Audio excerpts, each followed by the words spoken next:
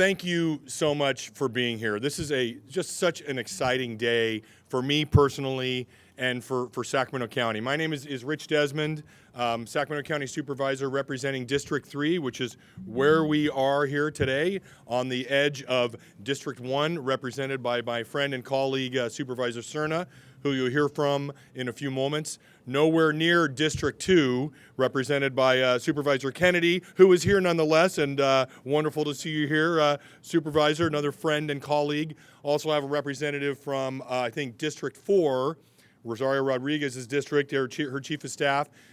This site here, it's in District 3, but it borders District 1 and District 4.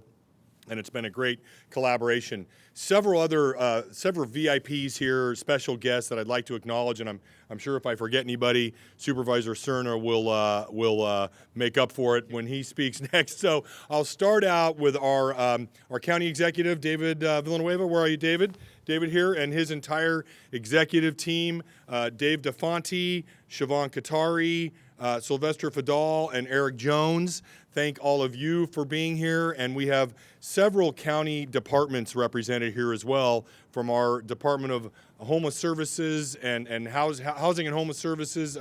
Emily Halcon, where are you, Emily? Somewhere over there. We have DGS represented. Josh, where are you? Over there. We have CMID. I don't know if we have anybody from DOT. Several other county departments here as well. And we have our contractor, Norrin Thompson, I believe, is here as well. Several representatives from them. We have the head of the 80-watt P-bid, Jason Wentz, who's going to be talking in a few minutes as well. And so forgive me if I forgot anybody, but I think it really demonstrates you have a big county presence here because we are all collectively very proud of this project. Oh, and of course my own staff, my chief of staff, Vanessa, thank you.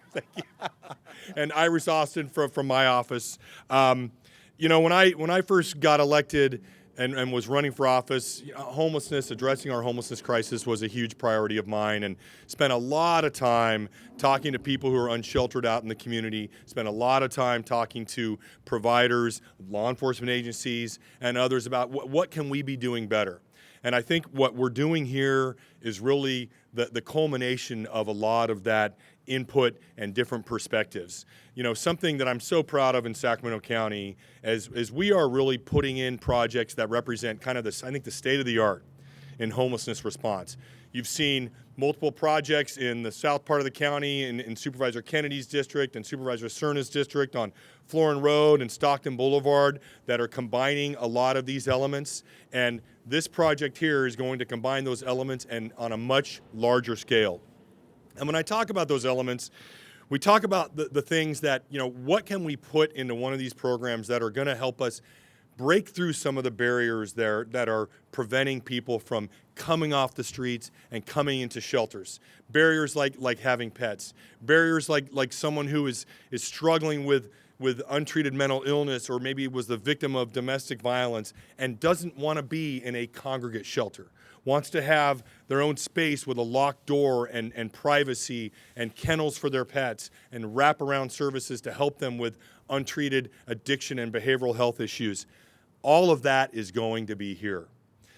When I first got elected, I went to visit the Haven for Hope program in San Antonio, Texas, which probably a lot of you have heard of. And, you know, a lot of people told me when I first got, oh, this is the model. This is the best way to address our homelessness crisis in the country and certainly the state of California. Well, you know, having many follow-up conversations with Supervisor Kennedy and others, well, that program had a lot of issues. One being it relied on a congregate shelter model. We know that's not the best model. We know that is an impediment oftentimes for getting people to come off the streets. So we've taken some of the best examples, ideas from programs like Haven for Hope and other programs and made it better, and you're going to see all of that here. With our 225 beds in these safe stay communities, which we've already implemented off Florin Road and are going to be implementing on Stockton Boulevard, we know that's the best model that works the best. We are going to be incorporating the first ever safe stay community for people who are actually find themselves living out of their cars. We're going to incorporate that here. And on top of it, we're going to incorporate 75 weather respite beds. oftentimes we find ourselves in dire need when there's a severe weather situation from either heat or cold or storms to be able to very quickly stand up additional shelter beds. We will be able to do that as well. And with the proximity to other partners like Ellicott Health right here and other county partners in this part of the county, it's just the perfect location, the perfect opportunity for us to bring all these things together to serve the community. And you know, we've talked a lot about how we've been trying to improve coordination in our response to homelessness in Sacramento County, have done a lot of work with the city of Sacramento to improve that. We struck this partnership agreement. You can have all the coordination in the world, but if you don't have more capacity, you're dead in the water. And that is what this and all our other efforts in Sacramento County are getting us. This is going to really move the needle, make a dramatic impact in the lives of people who are living unsheltered in our community. And I could not be prouder to be a part of this effort with my colleagues on the board, with our Sacramento County leaders, and everybody else. And I also want to take a nod, and you'll hear from Jason Wendt in a moment. You know, we make a promise to the community when we open these sites up, that we are going to engage with the community, with the businesses, with the property owners, with the organizations in the community. And we have done that multiple times in the run-up to this site here, and we'll continue to do that in cooperation with our operator, CityNet, who I actually forgot to throw a nod out to as well. And we're committed to doing that and addressing issues that come up to make sure that this model, this site, is the best program, the best location to help people get out of being unsheltered, while also at the same time addressing issues in the immediate neighborhood. And so with that, I will now turn the microphone over to my friend and colleague, Supervisor Phil Cerna from District 1.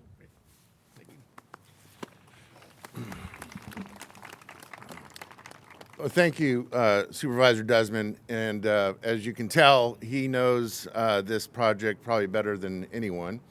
It is in his district, as he referenced, but it is very, very close to the intersection of two other supervisorial districts. In fact, I used to represent this part of the county when I was first elected 15 years ago. And so it's certainly a corridor that I know very well, but it's near a number of very important assets here in our community, one of which is McClellan Business Park just on the other side of the railroad tracks. And if you have been to McClellan Business Park recently, you've seen that they deal there with a great many challenges when it comes to compassionately trying to find resources for those that feel like there's no other opportunity but then to car camp or to pitch a tent on private property. So again, this initiative, this facility, that, mind you, is not a one-off. This is part of a continuum that we have here in Sacramento County, a very thoughtful one that complements our scattered site facilities and homes for folks that are suffering homelessness. Just recently, again, we celebrated the grand opening of a very comprehensive safe stay site in the southern part of the county.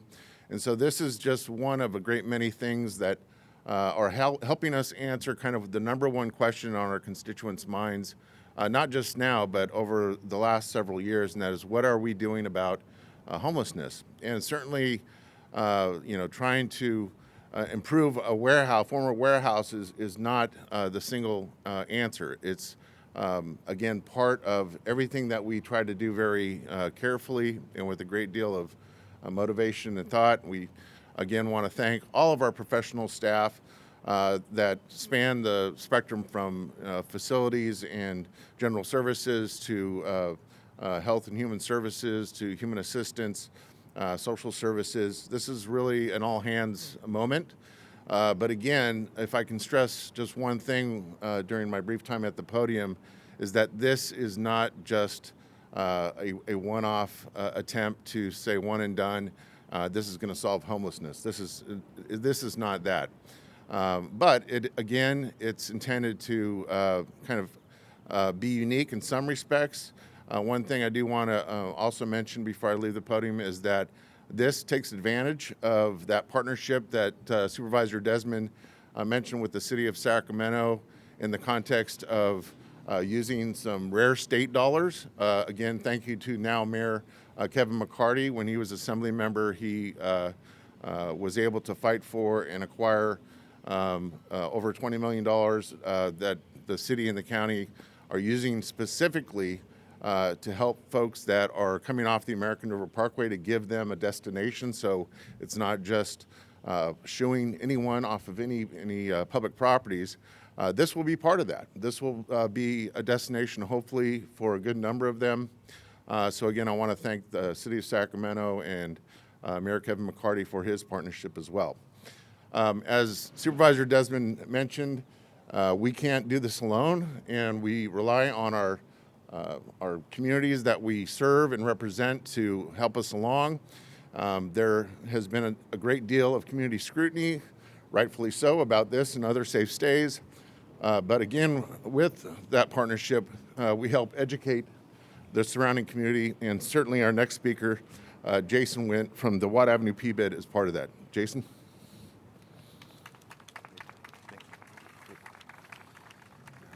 Thank you, Supervisor Cerna, and for your words as well, Supervisor Desmond. Ladies and gentlemen, this is an exciting time. Long has been the call and loud has been the cry from those in the community and within this district that said, what can be done? Who's doing something? Does anyone care?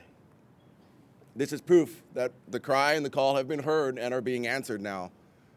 In collaboration with county officials, law enforcement, volunteers, we as an 80-watt PBID, which stands for Property Business Improvement District, work in collaboration to help improve the situation of properties and businesses. That's those that own the businesses, those are people that frequent the businesses, making the community a little bit better, supplementing and working in a collaborative effort to make this area elevate from where it was. This is a very exciting time. If you look around, you can see empirical evidence of the resources and the promises made, promises kept.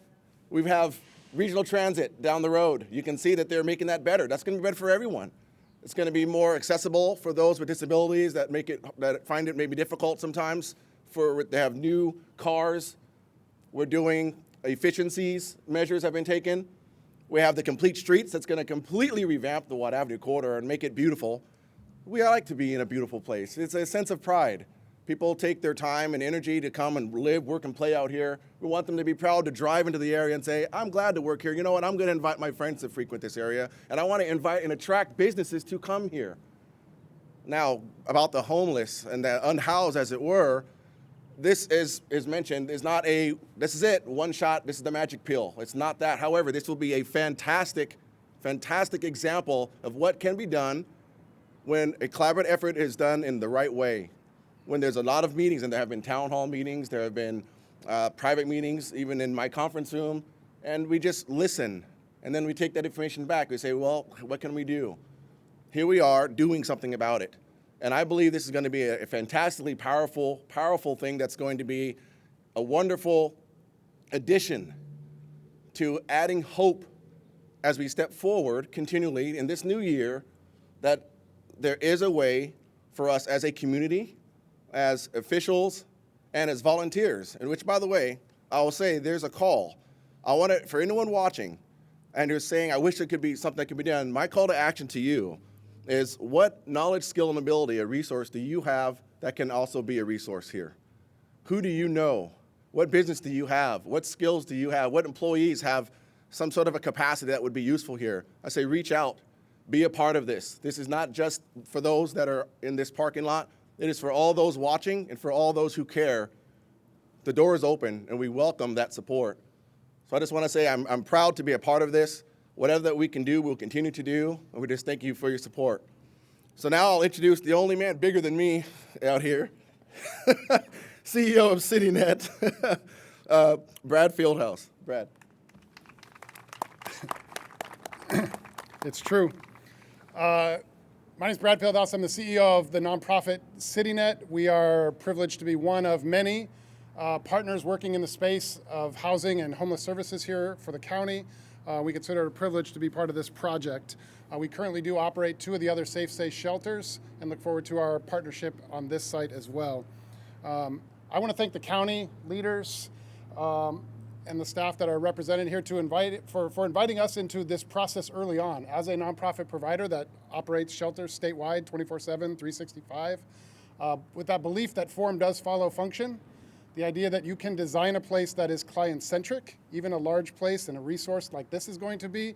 So we appreciate the opportunity to participate in those conversations to design elements that we know will be and are focused with our shared commitment to actually impact the individuals that will utilize these services. So thank you for letting us be part of that conversation. Just two big ideas and then I'm done. In terms of what gets us as operators that do this for a living, of what this kind of represents, a place like this represents. And the first is that it's a resource-rich environment. Just as Jason invited the community to figure out what they could offer, I would agree with that request, that this is what makes shelters work, is staff, community buy-in, partnership with the county to actually bring the resources necessary to support, as safe state communities are committed to, is the personal health, economic stability, and housing stability of all residents in Sacramento County, and we share that. A place like this does that. So it is an invitation to bring additional resources, skill sets to make a place like this wildly successful, which we believe it will be. And then finally is that this is a big site. But one of the big ideas about something like this is while it's big, big can also be small. And you'll see in some of the design work that's designed is, yes, this is a large facility, and yes, there's going to be a lot of people living here, but by design, the intention is that there's actually neighborhoods, as you'll see in the pictures. It's actually a group of neighborhoods, so that as staff and partner agencies and community members engage here, there's a sense of intimacy, so that the residents that are living here and utilizing the services as they stabilize their lives, there's a camaraderie and a community that's built in small contexts in the midst of a big context, so that they can be rooting on one another and challenging and encouraging one another so that they can move towards the stability that they're seeking for, so that individual client outcomes are successful on a bigger project that we equally believe is going to be successful. Again, so it's a pleasure to be part of it. Thanks for letting us be part of the process thus far. Let's shovel some dirt. Okay. Jana, orchestrate.